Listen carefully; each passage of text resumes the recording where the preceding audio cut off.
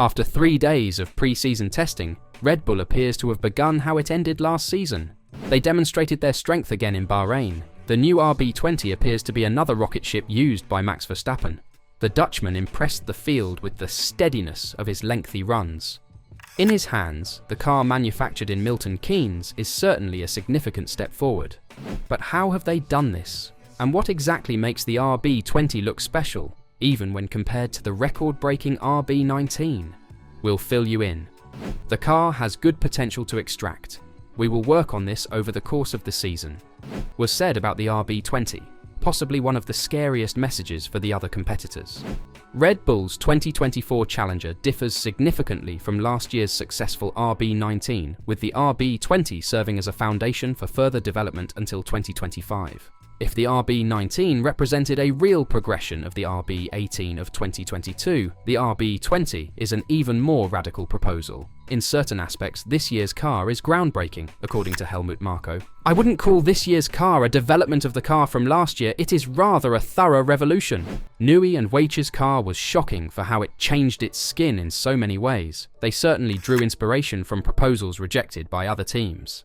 The hood with the cannons is the most obvious illustration of how Red Bull meticulously studied the work of other teams, in this case Mercedes, before developing their own design. Last year, Max and the RB19 beat the competition by a half-second, approximately edge, allowing the team to concentrate on the 2024 car in advance. The convergence of ideas among the Austrian team's opponents prompted their technicians to be extremely aggressive. Their new RB20 has been developed to increase their advantage from previous season.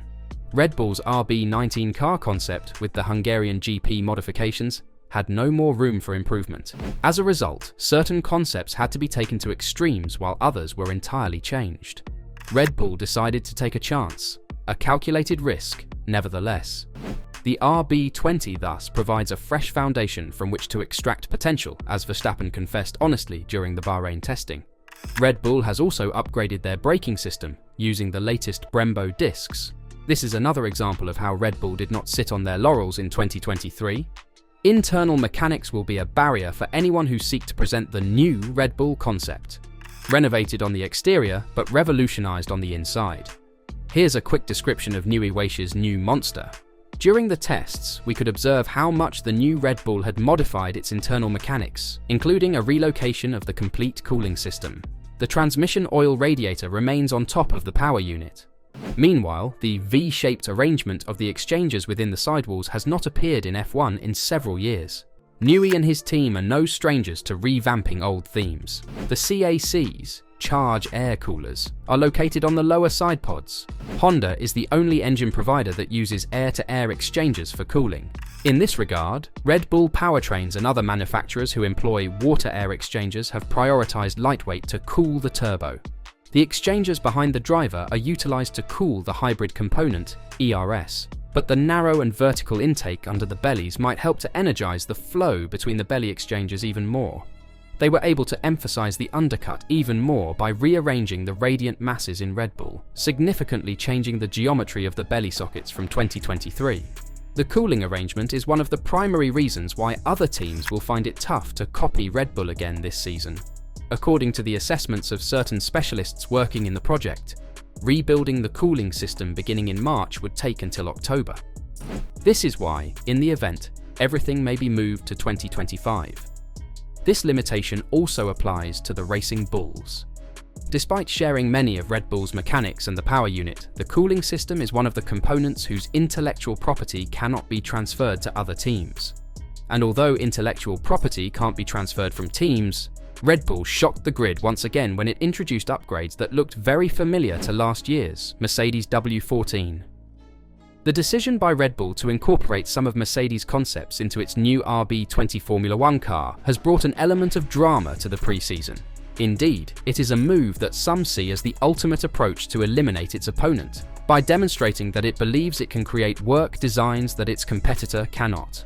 And based on the RB20's performance in last week's test in Bahrain, all signs are that the World Champion squad has already unlocked a lot of potential. However, rather than adopting the Mercedes approach to show a point, Red Bull was originally opposed to incorporating its rivals' prior proposals for its engine gully and side pod inlets. According to its technical director, Pierre Wache, there are emotional implications to stealing ideas from other teams rather than something you have invented yourself. When asked if he saw any irony in Red Bull adopting Mercedes' ideas, Wache said, "I don't see it in this way, I see it more in another way.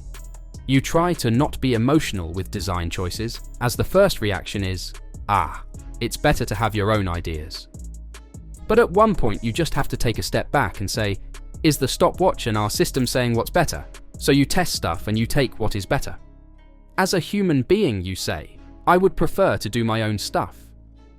But it is dangerous because you have to go with your criteria, and if the criteria is what is better, we go for what is better.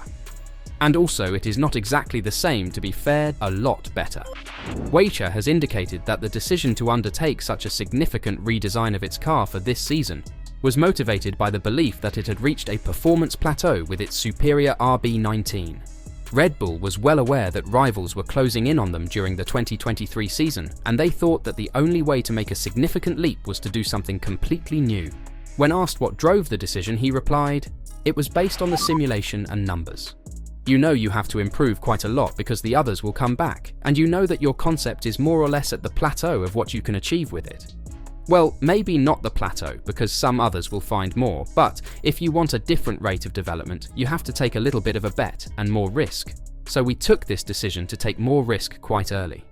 It is an evolution of how we developed the car, but was clearly a push to give us the freedom to make a big change to the strategy overall." While there are obvious dangers in Red Bull not pursuing an extension of the RB19 idea that was ahead of the competition, Wache is unequivocal that there was no aspect of taking a risk with what it has done this year. "We don't gamble, we just take risk. It is different," he said. "You don't do things based on what you don't know. You say, I want to go to this direction. What can I do to achieve it? What do I have to do? And the solution is coming by itself. You don't gamble. Instead, you say that if I do that change, it is more risky than if I keep it. After that, you say, okay, we minimize the risk by studying more and more and more. And to be honest, Aero did a very, very good job on it.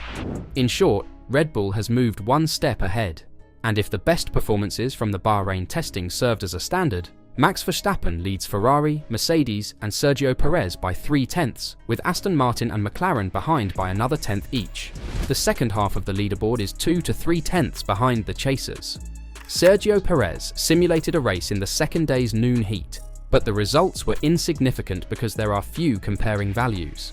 Most of the drivers scheduled their endurance runs for the cooler afternoon hours, when next week's event will also take place. Perez did not impress in his stints of 13, 18 and 21 laps. Even when greater temperatures were taken into consideration, the average time remained over 1.38 in all cases. Twice the Mexican was slower at the end of the section than at the beginning. It appears that the Red Bull RB20 is also a Verstappen car. The world champion established an unattainable standard for his lengthy runs. Verstappen delivered 3 stints of exceptional consistency in the final 2 hours of the third day of testing. The average times for the 15-lap endurance runs were 1 minute 37.256 seconds, 1 minute 37.129 seconds, and 1 minute 36.949 seconds. It seems like Verstappen is the one to beat again this year, and once again provided by an excellent piece of engineering coming from Newey and Wache. Will anyone come close?